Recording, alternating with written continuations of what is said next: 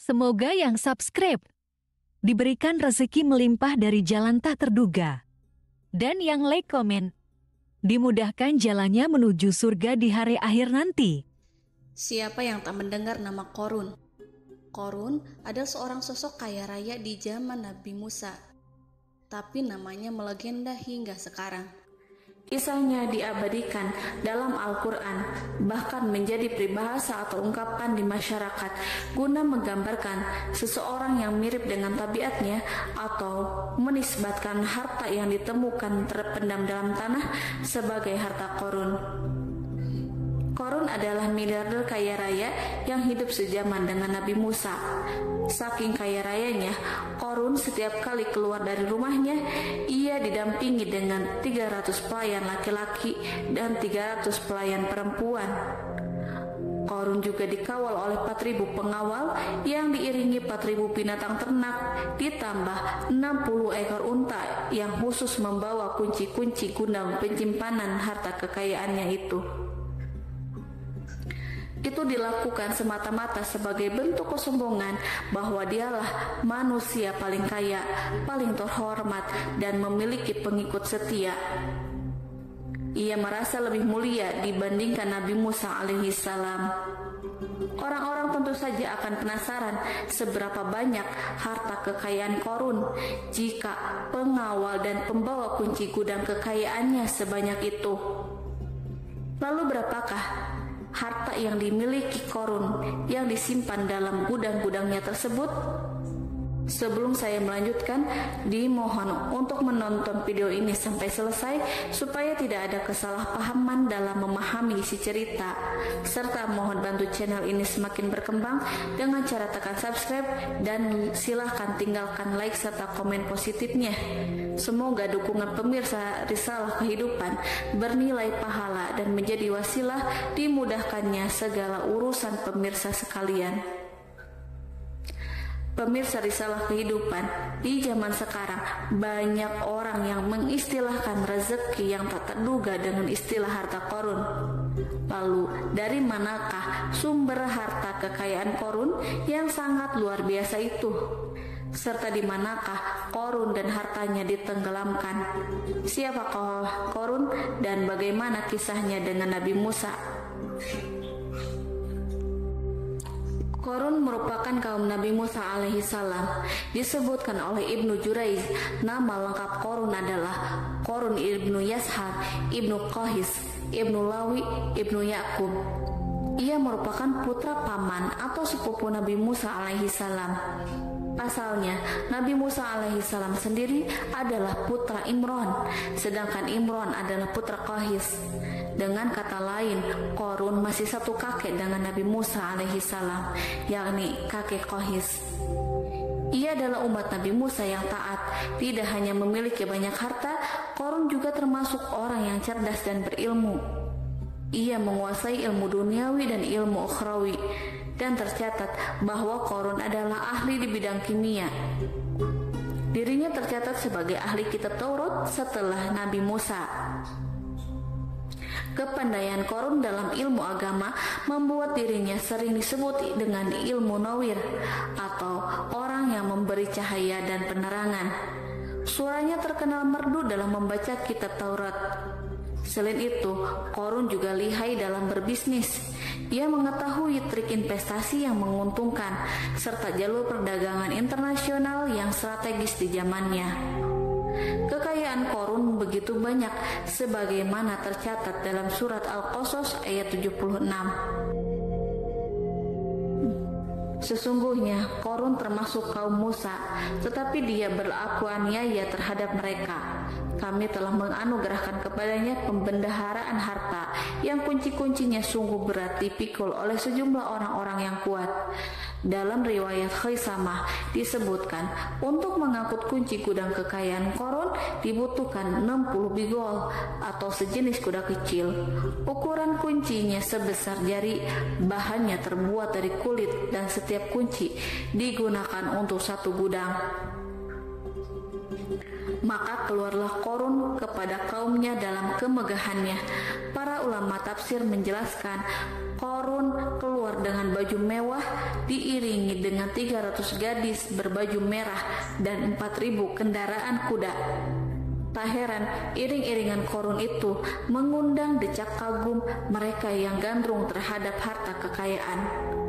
Sebagaimana yang terekam dalam Al-Quran, moga-moga kiranya kita mempunyai seperti apa yang telah diberikan kepada Qarun. Sesungguhnya ia benar-benar mempunyai keberuntungan yang besar. Quran Surat Al-Qasas ayat 79. Namun tak sedikit kaumnya yang mengingatkan, dan ingatlah ketika kaumnya berkata, janganlah engkau terlalu bangga. Sesungguhnya Allah tidak menyukai orang-orang yang terlalu membanggakan diri atau disebut farihin. Sebagian ulama menafsirkan istilah farihin di sana juga berarti takabur atau zolim, berbuat kerusakan, arogan, dan tidak mau bersyukur terhadap nikmat. Qarun dikisahkan memiliki ribuan gudang yang berisikan emas dan perak. Bila keluar rumah, Qarun selalu berpakaian mewah dan dikawal oleh 600 pelayan.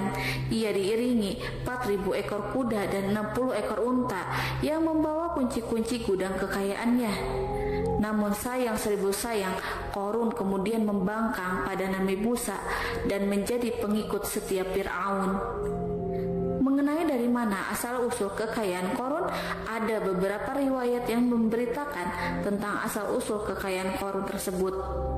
Sumber pertama menyebutkan bahwa jauh sebelum memiliki kekayaan, Qarun hanyalah seorang lelaki miskin yang tidak mampu menafkahi keluarganya sendiri. Anaknya sangat banyak. Lalu suatu hari ketika Qarun datang kepada Nabi Musa, ia meminta Nabi Musa alaihissalam untuk mendoakannya agar Allah memberikan harta benda yang banyak.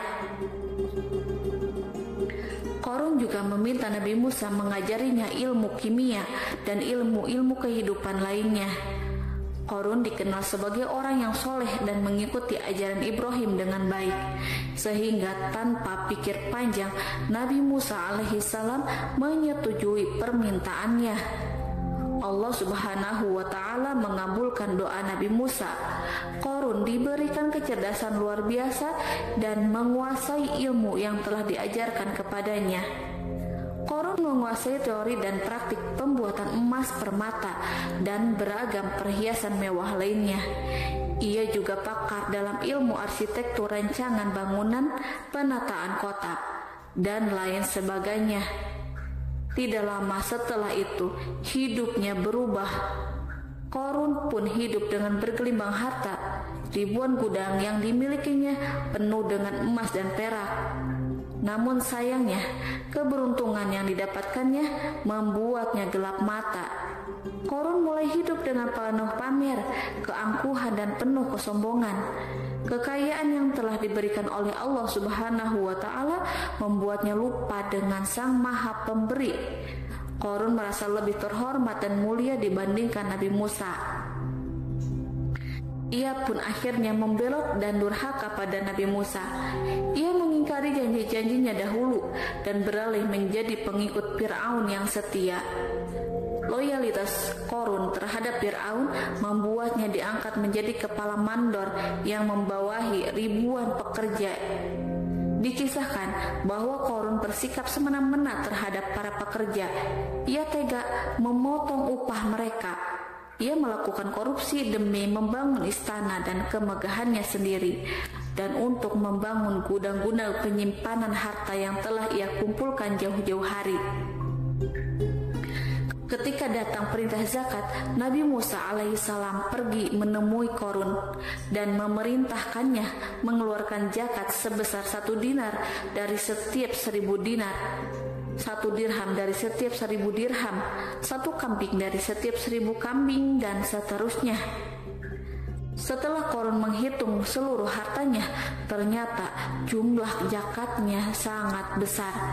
Kekikirannya pun mulai menghalangi hatinya untuk mengeluarkan zakat.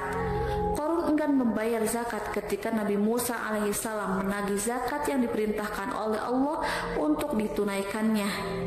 Ketika Korun diminta zakat, ia langsung marah dan tidak memberikan sedikit pun kekayaannya. Dia berpikir bahwa harta kekayaan yang dimilikinya didapat dari hasil kerja dan usahanya sendiri, dan tidak ada kaitannya dengan siapapun, termasuk Allah Subhanahu wa Ta'ala.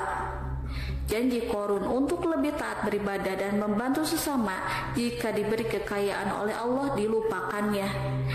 Dia mempergunakan kekayaannya tersebut dalam kesesatan, kezaliman, dan permusuhan, sehingga membuatnya menjadi sombong dan terlena.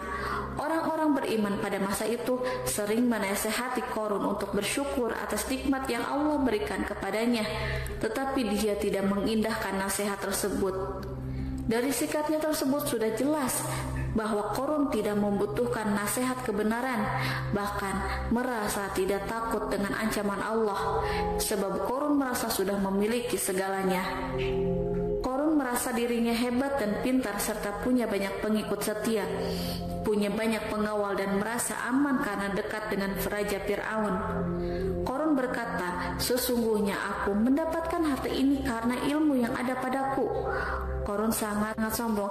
Ia merasa hartanya didapatkannya sendiri tanpa campur tangan dan kehendak Zat yang Maha Kaya, yakni Allah Subhanahu wa Ta'ala. Apakah Korun lupa ataukah ia tidak tahu bahwa Allah telah membinasakan orang-orang sombong sebelumnya, yang bahkan lebih kuat darinya, yang lebih kaya darinya, yang lebih banyak pengawalannya, lebih kokoh dan tak terkalahkan dibanding dirinya?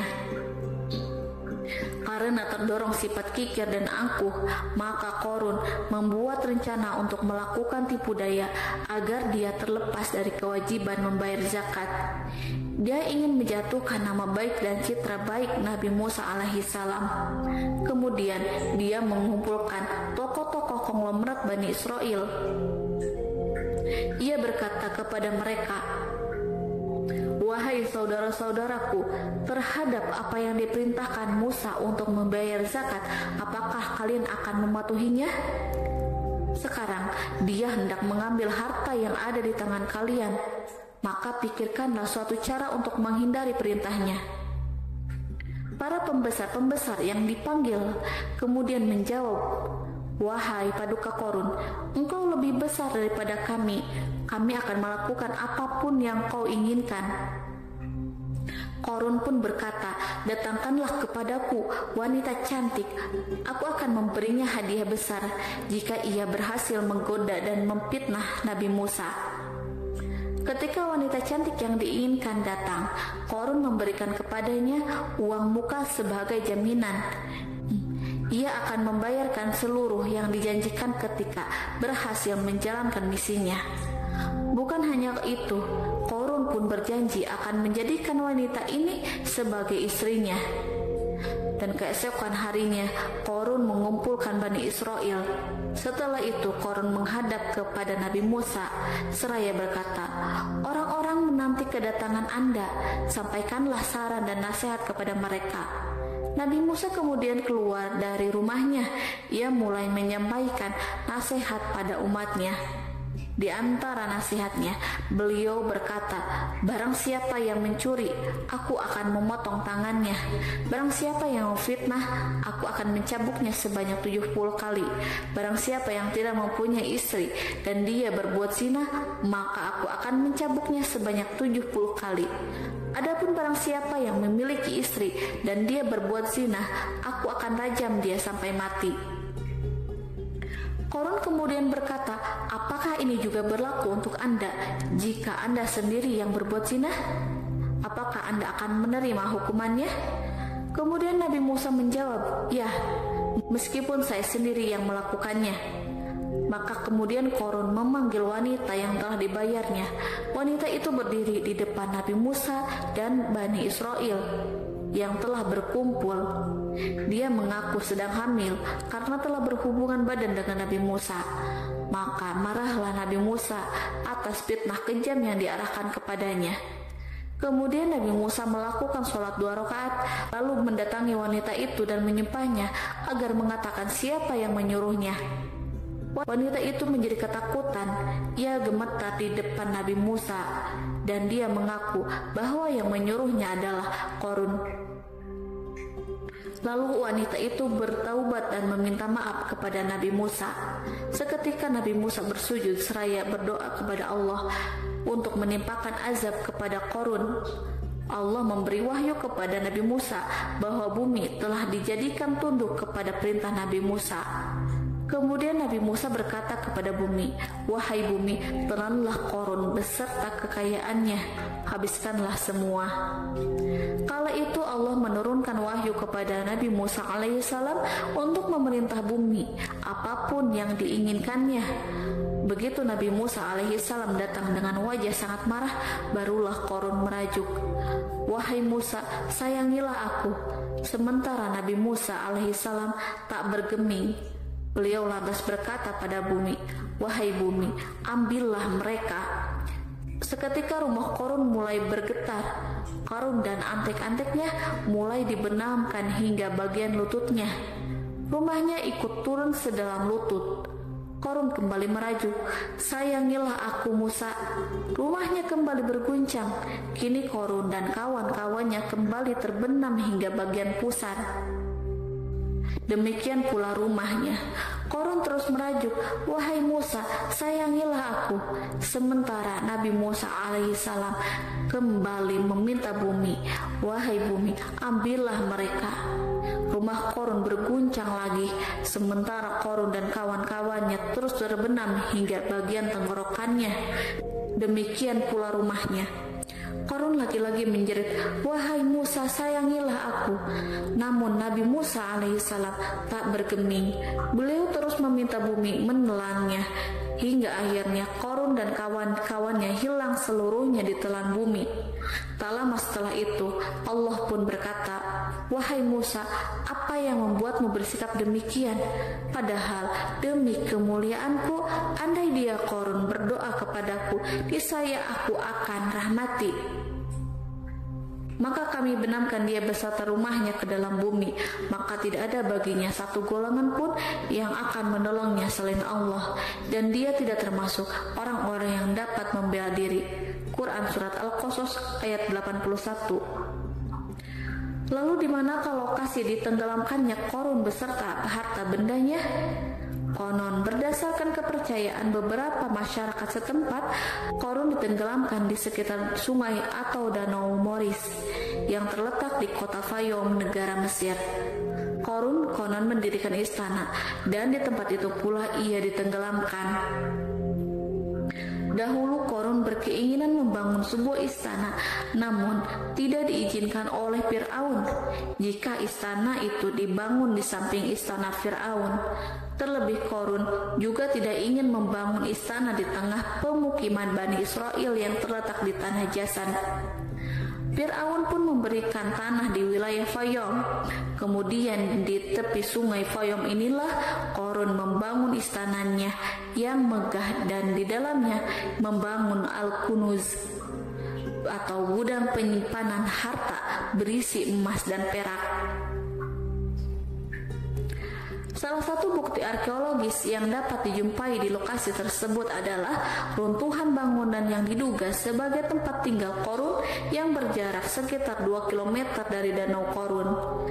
Menurut beberapa sumber, bangunan yang masih berdiri kokoh tersebut adalah benteng yang dibangun oleh Qarun. Namun, ada juga yang mengatakan bahwa bangunan tersebut adalah tempat tinggalnya. Wallahu a'lam bishawab.